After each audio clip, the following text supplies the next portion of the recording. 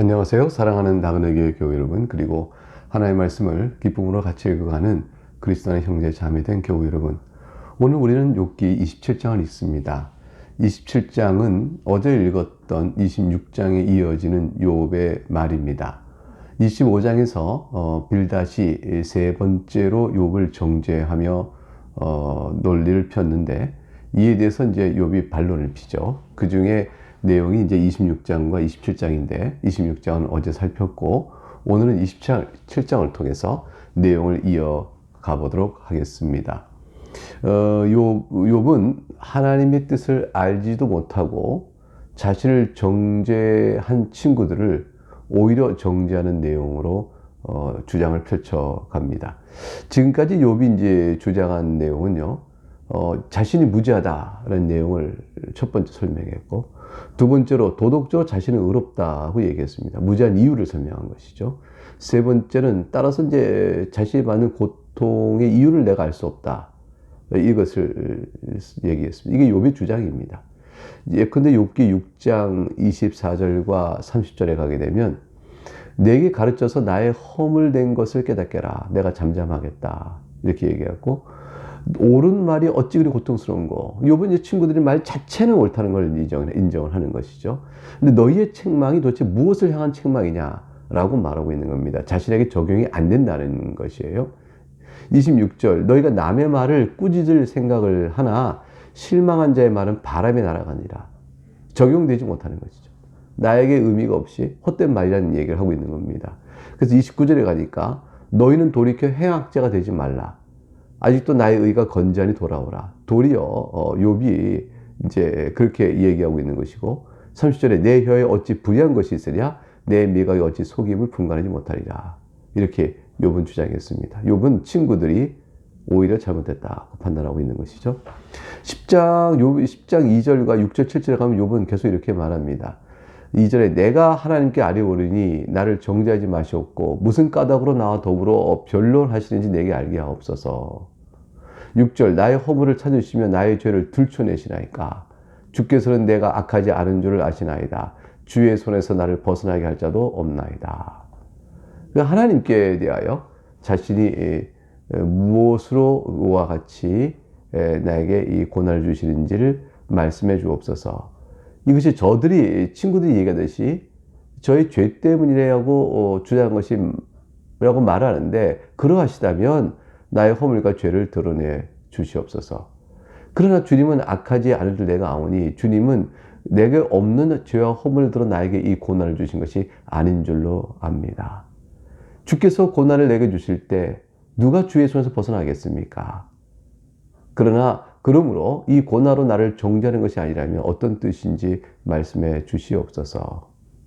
이것이 이제 욥이 주 앞에 탄식하고 있는 내용이죠.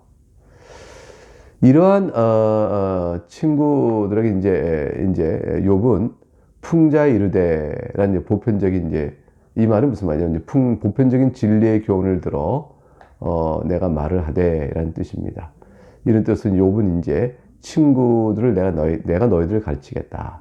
내가 오히려 너희들에게 말하겠다라고 이제 욥이 27장에 들어서 말을 하는 태도의 포지션, 입장을 설명해 나갑니다. 2절부터 이렇게 얘기하죠.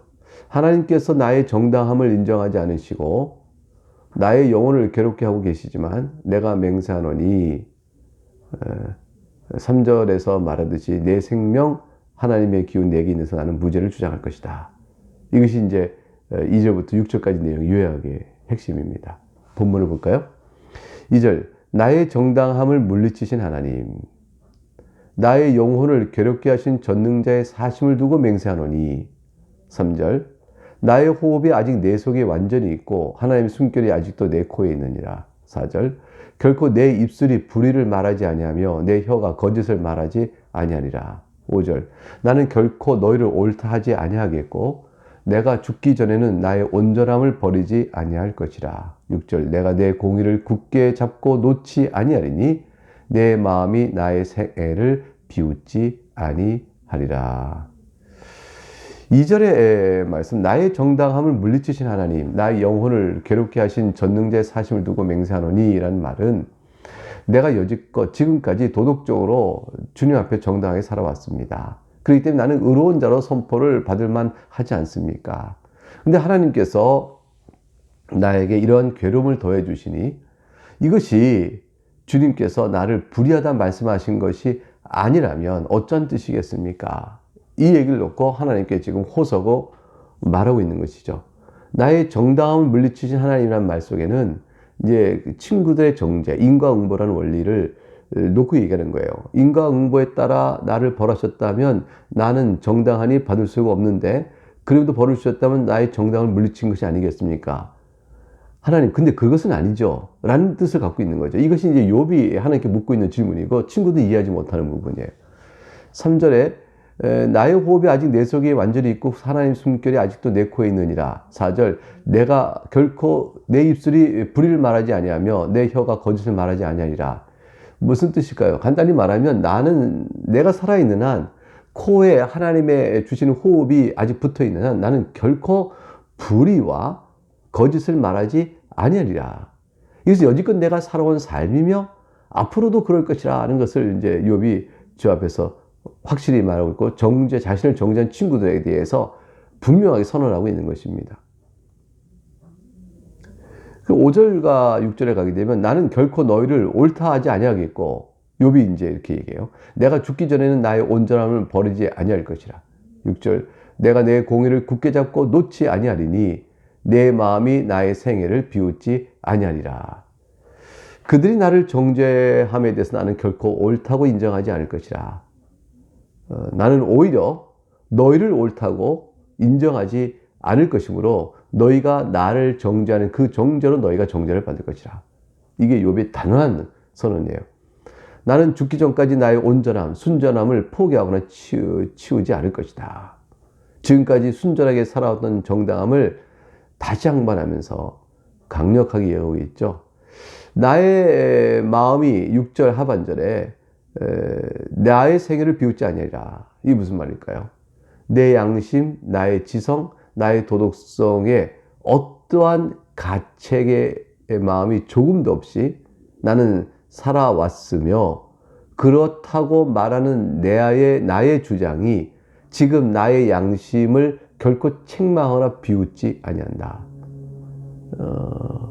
욥은 지금 자신의 하나님 앞에서의 정결함에 대해서 친구들이 정죄하고 있는 그 정죄의 원리에 따라 비출 때 자신이 결코 그런 죄가 없음에 대한 아주 분명한 선언을 하고 있습니다. 자기 양심 비추어서 내가 확실히 말하지만 나는 내가 공의를 굳게 잡고 온전을 버리지 않을 것이고 내 생애를 비웃지 그렇지 않다라는 나의 판단을 내 양심도 나를 비웃지 않을 것이라, 이렇게 얘기합니다. 이상과 같이 이제 자신의 결백을 주장한 욥은 자신을 정죄하는 친구들을 이제 비판합니다. 7절, 나의 원수는 악인같이 되고 일어나 나를 치는 자는 불의한 자같이 되기를 원하노라. 나의 원수요, 나를 일어나서 치는 자가 바로 친구들을 의미하는 거죠. 지금 친구들을 향한 욥이 분노를 일으키고 있는 겁니다. 욥이 저주했죠. 이들이 악인같이 되고 불의한 자같이 되기를. 이 말은 그들이 나에게 정죄하는 인과응보의 원리에 따라 너희가 악인과 불의한 자같이 된다는 것은 너희가 또한 벌을 받기 원한다는 말과 똑같은 것이에요. 하나님의 심판으로 인과응보를 말하냐, 하나님의 심판으로 너희가 멸망되기를 말하노라, 이런 뜻이죠. 인내의 한계에 욥이 이르렀다 볼 수 있어요. 그래서 거친 저주를 친구들의 논리된 반박으로 사용하고 있습니다. 욥은 이제 반발이죠. 이것은 이제 욥이 친구들이 저주받기 원한다는 그 악한 감정 또는 상한 감정에 대한 격한 표현이기도 하지만 사실은 그 점을 무시할 수 없습니다. 욥도 사람이기 때문에. 그런데 이제 욥은 거꾸로 말하는 것이에요. 내가 죄를 범하면 내가 이 벌을 당한다 하는데, 내가 보건대 너희가 정죄하는 너희가 오히려 죄를 범하는 것이므로 그 악으로 인하여 너희들의 말에 따르면 너희가 또한 멸망하게 될 것이다. 그러하냐? 라고 이제 묻는 것이라고 볼 수가 있습니다. 8절, 불경하는 자가 이익을 얻었으나 하나님이 그의 영혼을 거두실 때에는 무슨 희망이 있으리라. 그래서 불경건한 자라는 것은 하나님을 믿지 않는 자죠. 이들에게 어떤 소망이 없다라고 말하는 것이죠. 종말의 환란을 당할 때에 그들이 가지고 있는 어떤 이익, 재물, 권력, 명예 이런 것도 아무 그들의 죄를 덮지 못합니다. 구체적으로 말해서 이제 지금 친구들에게 말하기를 너희가 하나님을 말하고 있는데 하나님을 믿지 않는 불경건한 자들이 당하는 처지와 너희 처지가 똑같아질 것이다. 비록 지금 너희가 나와 비교해 너희는 비참한 상태에 있지 않다고 해도 너희가 지금 나에게 악행을 해가고 있기 때문에 그 악행에 따른 심판을 너희가 받을 때 너희가 지금 의수되고 내 앞에 가지고 있는 모든 것들 그것들이 너희 죄를 덮지 못할 것이다. 너희 영혼을 거둬가실 때 너희가 어떻게 감당할 것이냐. 욥이 이 가장 비참한 처지에 있는 욥이 그 얘기를 하는 거죠. 지금 이게 한번 생각을 해보세요. 욥은 지금 누가 봐도 지금 멸망자의 위치에 있거든요. 그런데 그런 상태에 있으면서도 욥은 친구들의 도리에 그렇게 말하고 있는 겁니다. 그 욥의 이 담대함 속에는 그 심령 속에 있는 뭐가 돼요? 확고한 자기 의에 대한 확신이 있기 때문이죠. 그 의는 이제 하나님 앞에서 벌 받을 만한 죄를 범한 게 없다라는 것이에요. 9절 볼까요? 환란이 그에게 닥칠 때에 하나님 어찌 그의 부르짖음을 들으시랴. 10절 그가 어찌 전능자를 기뻐하겠느냐. 항상 하나님께 부르짖겠느냐. 악인은 환란이 닥칠 때 하나님께 기도하며 부르짖겠지만 그래봐야 어찌 그의 부르짖음을 들으시겠느냐. 소용이 없다라는 것이죠. 소용이 없다. 이게 예레미야 11장 14절에 하나님께서 이미 이스라엘에게도 그렇게 말씀하신 바가 있기 때문에 그 내용을 알고 있는 우리는 지금 물론 예레미야 선생님도 훨씬 전의 일이지만 욥의 이 말을 통해서도 같은 진리를 우리가 알 수가 있습니다. 예레미야 11장 14절에 이렇게 기록되어 있거든요. 그러므로 너는 이 백성을 위하여 기도하지 말라. 그들을 위하여 부르짖거나 구하지 말라. 그들이 그 고난으로 말미암아 내게 부르짖을 때에 내가 그들에게서 듣지 아니하리라. 그들이 전능자를 기뻐하지 않고 항상 하나님께 부르짖으며 기도하지 않는 자가 아니더냐. 하나님께 그들의 기도를 들으시겠느냐. 이 말 역설적으로 모르면 욥이 자신에게 보면요. 나는 하나님 앞에서 악인이 아니므로 하나님은 환란의 이 가운데 부르짖는 나의 기도를 들으실 것이라 라는 뜻과 기대를 오래 함축하고 있다고 볼 수도 있어요. 그러니까 악인의 기도는 환란에 부르짖어 듣지 아니하시지만 의인의 기도는 하나님 들으실 터인즉 지금 나는 의인으로 있기 때문에 내 기도를 하나님 들으실 것이라. 욥은 궁극적으로 침묵하시는 하나님 앞에서 내가 하나님 앞에 나고자 나갈 수가 없고 찾고자 찾을 수 없지만 하나님과 나 사이에 내 말을 들어주실 분이 필요하니 그분이 바로 하나님 자신이시다 라는 말까지 이제 욥으로 호소하고 있으면서 자기의 기도 속에 응답하지 않은 하나님께 대하여 어찌하여 침묵하십니까 말하고 있지만 욥은 근본적으로 의인의 기도를 들으신 하나님에 대한 신뢰를 버리지 않고 있어요. 그러니까 언젠가는 응답될 것이라는 상황을 이해를 갖고 있다 이렇게 볼 수가 있겠죠.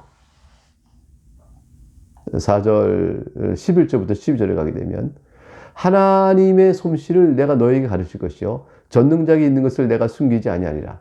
너희가 이것을 보았거늘 어찌 그토록 무익한 사람이 되었는고. 하나님 솜씨, 여기서 솜씨라는 것은 하나님 손길을 뜻하는 것이죠. 하나님께서 하시는 일, 곧 섭리를 말합니다. 내게 미친 하나님의 섭리, 내게 미친 하나님의 솜씨를 너희가 알지 못하나니 오히려 내가 너희에게 말하겠다. 무엇을 가르칠까요? 욥 무슨 말을 하지 않은가요? 욥도 모르고 있는데 무엇을 말하려고 하는 것이죠? 그것은 뭐냐면 너희가 잘못된 것은 내가 확실히 말할 수 있다는 것이에요. 나도 내가 뜻을 묻고 있지만 그건 아직 내가 모르고 있다. 그러나 내가 아는 것은 너희가 나에게 정죄하는 그것이 잘못됐다는 것을 내가 너희에게 분명히 말할 수 있다. 그러므로 하나님께서 욥에게 행하신 일에 대해서 너희가 알지 못하면서 나를 정죄하니 너희가 책망을 받을 것이라. 어리석도다 이렇게 말하고 있는 것이죠. 욥은 그 사실을 어떻게 말할 수 있냐면 친구들이 자신을 정죄하고 있는 그 죄가 없다는 사실을 자기가 너무 알기 때문에 그들이 틀렸다는 말을 할 수 있다고까지 얘기하는 것이죠. 너희가 다 하나님의 섭리를 보았으므로 본 것에 대해서 말할 수 있으므로 오히려 이것을 무시하겠다. 이 말은 뭐냐면 너희가 알고 있는 것이 첫째는 하나님께 내게 얼마나 큰 복을 주셨는가. 너희가 말한 대로 의인에게 주시는 큰 복을 내가 받았다. 그것은 도리어 내가 의인인 것을 증명한다. 그런데 내가 이 고난 속에 있다. 그러면 의인이 고난을 받고 있다고 생각해야지 이 고난 때문에 내가 의인이 아니라 죄인이라고 말하며 나를 정죄하는 너희가 옳은 것이냐. 욥의 반박입니다. 결국 이러한 하나님 앞에서 하나님 행하실 모든 사역에 대하여 알지 못하는 신비로움을 인정하고 여지껏 욥을 보았던 그들이 욥에 대한 신뢰와 또 욥의 말을 진정으로 들어주면서 하나님의 깊은 섭리를 또 사색해 나가고 또 하나님 인도시험을 바라보는 겸비함이 있어야 될 욥의 친구들은 그렇지 못했다. 그것이 이제 지금까지 우리가 욥기를 통해 살펴보고 있는 내용의 큰 줄거리라 이렇게 할 것입니다. 네, 오늘 여기까지 있고요. 내일 다시 또 뵙겠습니다. 감사합니다.